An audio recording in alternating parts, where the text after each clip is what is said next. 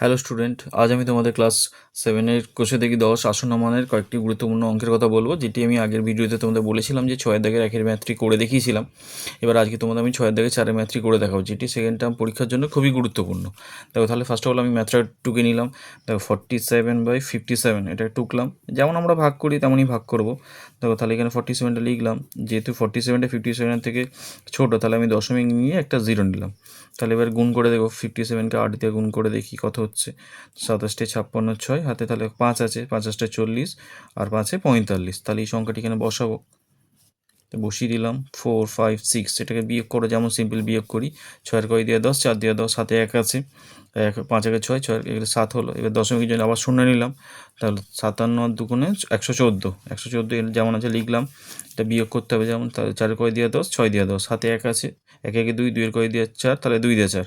তাহলে দশমিকের জন্য আবার একটি শূন্য নিলাম, শূন্য নেওয়ার পরে এবার গুণ করে দেখবো কত দেওয়া যাচ্ছে। তাহলে দেখো এখানে 4 দেওয়া যাচ্ছে, 4 দিয়ে যদি গুণ করে দেখি, দেখো 4 7 28, এখানেই গুণ করে দেবো। 4 7 28-এর 8 হাতে হচ্ছে 2, 4 5 20 আর 2 22। তাহলে এটা যেমন বিয়োগ করতেই করবো, 8 কয় দিয়ে 10, 2 দিয়ে 10, হাতে 1 আছে 3, 2 একে 3, 3 কয় দিয়ে 6, 3 দিয়ে দাও। দেখো এবার দেখো দশমিকের জন্য আরেকটি শূন্য নেব, শূন্য নিলাম, শূন্য দিয়ে এবার কত দিয়ে যাবে দেখো, এবার 5 দিয়ে যাবে। 5 দিয়ে গুণ করে দেখো, 5 7 35, 5 হাতে 3, 5 5 25 আর 3 28। দেখো এবার এটাকে বিয়োগ করি, তাহলে 5 কয় দিয়ে 10, 5 দিয়ে 10, তাহলে হাতে 1 আছে, 9 আর 3 12। তাহলে যেহেতু আমাদের এখানে 4 দশমিক স্থান পর্যন্ত আসন্ন মান করতে বলেছে, তাই দেখি এখানে আমাদের বলেছে 4 দশমিক স্থান পর্যন্ত আসন্ন মান করতে বলেছে, তাহলে আমাদের দেখতে হবে যে দশমিকের পরে 5টি ঘর করতে হবে। সবসময় মনে রাখতে হবে যে যত দশমিক স্থান পর্যন্ত করতে হয় তার থেকে একটি ঘর বেশি করতে হয়। যেহেতু আমাদের 4 দশমিক স্থান বলেছে, তাহলে আমাদের দেখো 1টি 2টি 3টি 4টি ঘর হয়েছে, তাহলে আমাদের 5টি ঘর করতে হবে। তাহলে এখানে দশমিকের জন্য আরেকটি শূন্য নিলাম, শূন্য নিয়ে 6 দেওয়া যাবে।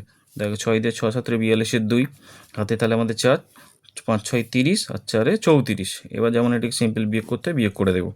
দেখো 8 হলো। এবার তাহলে আমাদের অঙ্ক কমপ্লিট হয়ে গেছে। এবার দেখো যেটা আসন্ন মান যেভাবে আমরা লিখতে হবে, ভাগটা আমাদের শেষ হয়ে যাবে।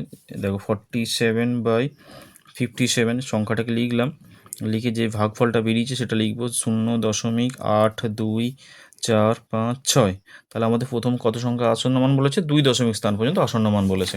তাহলে দেখো 2 দশমিক স্থান পর্যন্ত আসন্ন মান বলেছে, দেখো এই আসন্ন মানের চিহ্ন দিলাম, দিয়ে দেখো 2 দশমিক বললে আমাদের 3 নম্বর ঘরটা দেখতে হবে। 3 নম্বর ঘরটা দেখো 4 আছে, যেহেতু সেটা 4টা 5-এর থেকে ছোটো, তাহলে যে সংখ্যাটি আছে সেই সংখ্যাটিই বসে যাবে, কোনো চেঞ্জ হবে না।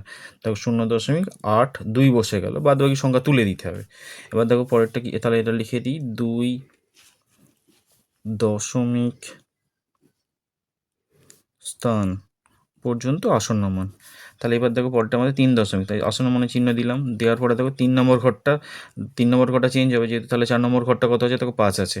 5 থাকলে আমি বলেছিলাম 5 কিংবা 5-এর থেকে যদি বেশি থাকে তাহলে আগের সংখ্যার সঙ্গে 1 যোগ করতে হবে। তাহলে এই যে 4টি কত হয়ে যাবে, 5 হয়ে যাবে। তাহলে পুরো সংখ্যাটা কী হবে, 0.825। তাহলে এটা কত হয়ে গেল, 3 দশমিক স্থান।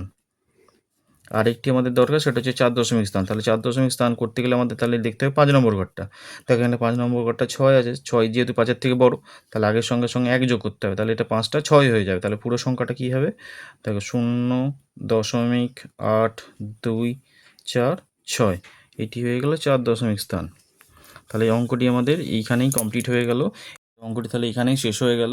এই ধরনের যদি তোমাদের সমাধান কিছু প্রয়োজন লাগে বা কোনো প্রবলেম হয় লেসনে, তাহলে তোমরা আমাকে কমেন্টে জানিও এবং আমার পেজটি একটু ফলো করে নিও।